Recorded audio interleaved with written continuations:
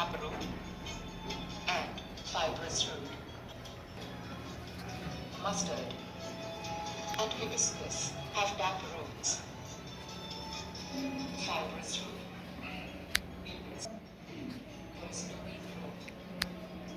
Plants such as grass and onion have fibrous roots. Uses of root. It helps plants be fixed in soil. It takes in water and minerals from the soil, which are used by the plant for making. It makes the trees true and right. Plants such as earthworm and pea and big stems. Such farms either grow along the ground or ये सोलेला के बनाले थियो stems भनेको के थाहा छ नि हैन त्यो यो के देखायो यो के हो यो फ्लावर फ्रुट लिफ अनि स्टेम हैन स्टेम भनेको यो भयो यो चाहिँ स्टेम भनेको चाहिँ यसरी चाहिँ यसले देखायो हैन अब यो चाहिँ के हो त फ्रुट अब यो स्टेम बनाएर चाहिँ यसले यहाँ चाहिँ यो के हो यो यसलाई रुट भन्छ हैन त्यसले पानी हाल्छ अनि पानी हालेपछि रुट चाहिँ ग्रोथ हुन्छ भनेको जस्तो है अब यो सबै के हो यो रुटहरु जस्तै हामीले सुगर के भन्छ नि यसलाई हैन उल पनि त के हो त त्यो माथिको के हो त्यो स्टेम हो हामीले सुगर पनि खाएको छ त्यो स्टेम हो यो के हो यो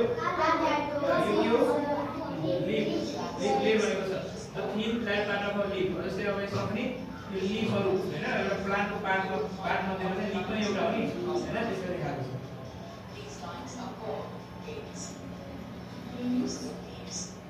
अब त्यस्तै गरी तिमीले यहाँ हेर यहाँ कसरी यो खाना कसरी बनाउँछ भनेको देखाएको छ लाइट हैन सूर्यको किरण पर्यो यहाँ हैन त्यसपछि यहाँ के भयो त्यसपछि यसरी चाहिँ यो खाना बनाउने प्रक्रियालाई चाहिँ देखाइदिएर यसको रोल के हुन्छ यसले चाहिँ क्लोरोफिल भन्ने उत्पादन गर्छ हैन जस्तै अब यसको लागि चाहिँ के चाहिन्छ कार्बन डाइअक्साइड लाइट र अक्सिजन मिलेर चाहिँ यो पातले चाहिँ खाना बनाउँछ हैन अनि यसले चाहिँ कहाँबाट पानी अब्जर्भ गर्छ भने वाटर चाहिँ जराबाट लिन्छ हैन यसरी चाहिँ यसरी चल्छ जस्तै घामको किरण आयो अनि त्यसपछि यहाँबाट चाहिँ कार्बन डाइअक्साइड गयो यसले चाहिँ के फाल्दो रहेछ अब अक्सिजन चाहिँ हामीलाई फाल्छ हैन यसरी चाहिँ तिमीले हेर सबै चाहिँ यो प्लान्टहरुको चाहिँ कसरी ग्रोथ हुन्छ भनेको प्रोसेस चाहिँ यसले देखाएको छ यो के हो यो कोरिएन्डर भन्छ धनिया हैन यो फ्लावर हो है अब यहाँ चाहिँ सबै तिमीले चाहिँ के भनेको छ है तलपट्टि लेख्नु पर्ने यो चाहिँ फ्लावर हो है यहाँ भनेको छ फ्लावर हैन अब यो चाहिँ फ्लावरबाट बिस्तारै स्ट्रबेरी चाहिँ पहिला फ्लावर थियो फ्लावरबाट बिस्तारै ग्रोथ भयो हैन त्यो पनि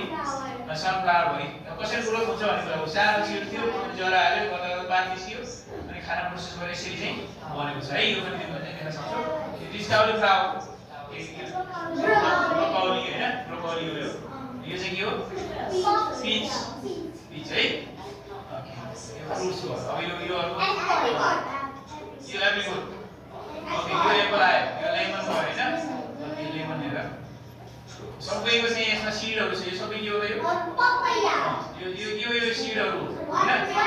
सबैमा चाहिँ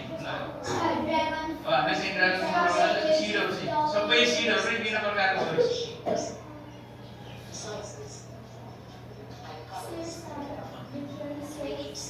ओके साइज डिफरेन्ट हैन त्यसपछि यो के हो यो बार्ली हैन यो चाहिँ गहुँ व्हीट हो यो चाहिँ के हो यो ग्राम यो चाहिँ के हो राइस सबैको बिउ चाहिँ फरक फरक हुन्छ मेन हेर अब यसको चाहिँ दुईटा पत्रहरु हुन्छ जस्तै एडिबल सीड्स भनेको छ हैन अब यो चाहिँ यो के हो भर्क होला हैन यो के हो यो सबैको आफ्नो आफ्नो प्रोसेसले चाहिँ जो हामीले प्लान्ट सम्बन्धी कुराहरु गर्दा चाहिँ यसरी चाहिँ चलेको हुन्छ भनेर देखाए हैन ल अब त्यो ग्रोथ कसरी भयो भन्ने कुरा सनफ्लावर माथि पानी पनि भएको छ बिस्तारै हेर ग्रोथ कसरी भएको छ एकदमै यो फास्टमा देखाएको छ कसरी ग्रोथ भयो हेर रिक्याप हैन जस्तै अब plant is divided into two main parts the root and the shoot shoot भनेको एउटा चाहिँ जरा हुन्छ अरु चाहिँ shoot भनेको माथि निस्केको हुन्छ त्यसलाई shoot भन्छ हैन the roots takes in water okay and minerals from the soil भनेको चाहिँ सबै तिमीले आफूले पढ्न सक्छौ है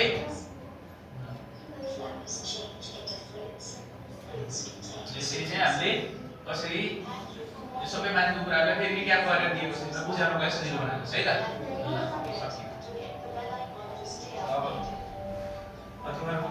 छ